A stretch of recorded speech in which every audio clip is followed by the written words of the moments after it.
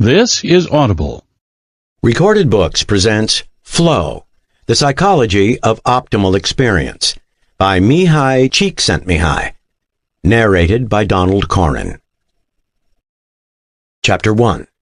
Happiness Revisited. Introduction. 2,300 years ago, Aristotle concluded that, more than anything else, men and women seek happiness. While happiness itself is sought for its own sake, every other goal, health, beauty, money, or power, is valued only because we expect that it will make us happy.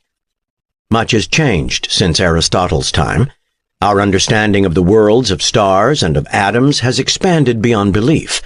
The gods of the Greeks were like helpless children compared to humankind today and the powers we now wield. And yet on this most important issue, very little has changed in the intervening centuries. We do not understand what happiness is any better than Aristotle did, and as for learning how to attain that blessed condition, one could argue that we have made no progress at all. Despite the fact that we are now healthier and grow to be older, despite the fact that even the least affluent among us are surrounded by material luxuries undreamed of even a few decades ago, there were few bathrooms in the palace of the Sun King. Chairs were rare even in the richest medieval houses, and no Roman emperor could turn on a TV set when he was bored. And regardless of all the stupendous scientific knowledge we can summon at will, people often end up feeling that their lives have been wasted, that instead of being filled with happiness, their years were spent in anxiety and boredom. Is this because it is the destiny of mankind to remain unfulfilled, each person always wanting more than he or she can have? Or is the pervasive malaise that often sours even our most precious moments the result of our seeking happiness in the wrong places? The intent of this book is to use some of the tools of modern psychology to explore this very ancient question. When do people feel most happy?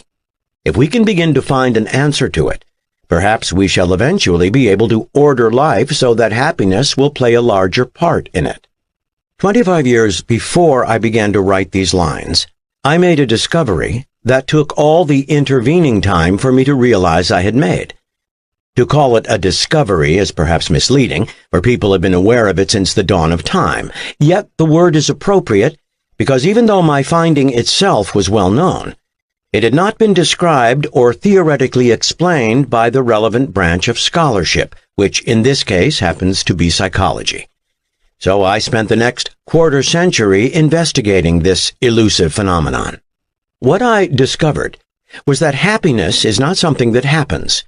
It is not the result of good fortune or random chance. It is not something that money can buy or power command. It does not depend on outside events, but rather on how we interpret them. Happiness, in fact, is a condition that must be prepared for, cultivated, and defended privately by each person.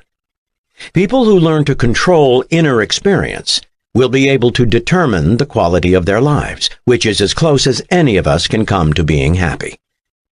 Yet we cannot reach happiness by consciously searching for it. Ask yourself whether you are happy, said J.S. Mill, and you cease to be so.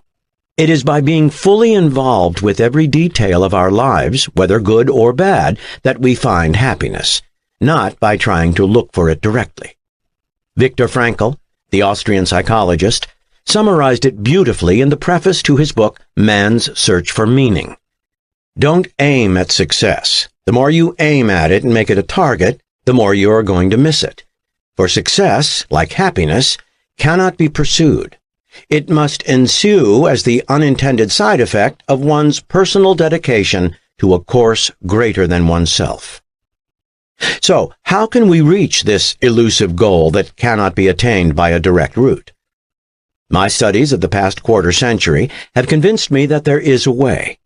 It is a circuitous path that begins with achieving control over the contents of our consciousness. Our perceptions about our lives are the outcome of many forces that shape experience, each having an impact on whether we feel good or bad. Most of these forces are outside our control. There is not much we can do about our looks, our temperament, or our constitution. We cannot decide, at least so far,